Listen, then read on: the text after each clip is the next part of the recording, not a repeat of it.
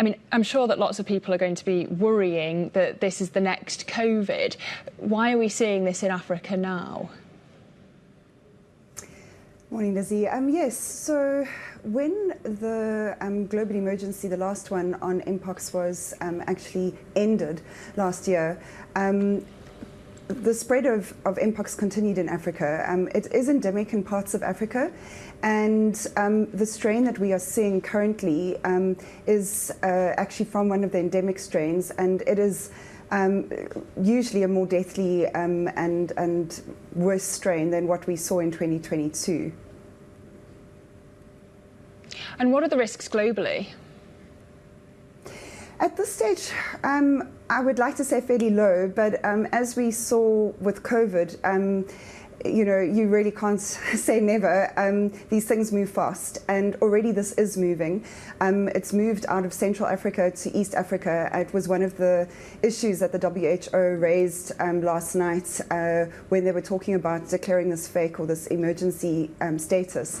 It is the highest alarm level that the WHO has, and yeah, I mean, we've seen moving across the continent, even from fairly remote areas, and so the risk is there.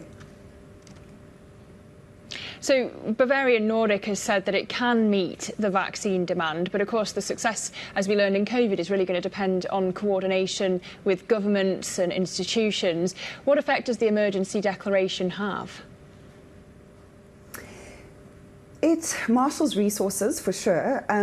You know, in Africa, vaccines, one of the reasons, just going back to your first question, why we've seen the spread now in Africa is that during 2022 and 23, Africa got no vaccines for Mpox, even though it is endemic in parts of this continent. And so it does marshal resources on a global scale, which is good. They are still hashing out what the WHO is hashing out what they're going to ask of member states and what exactly that will entail. They can't really force too much, and there will be some delicate discussions in the coming days and weeks as to how to get vaccines on the ground. Obviously, as you referred to, it's a complicated process. It's also got to be able to be received on the ground, and shots have to get into arms.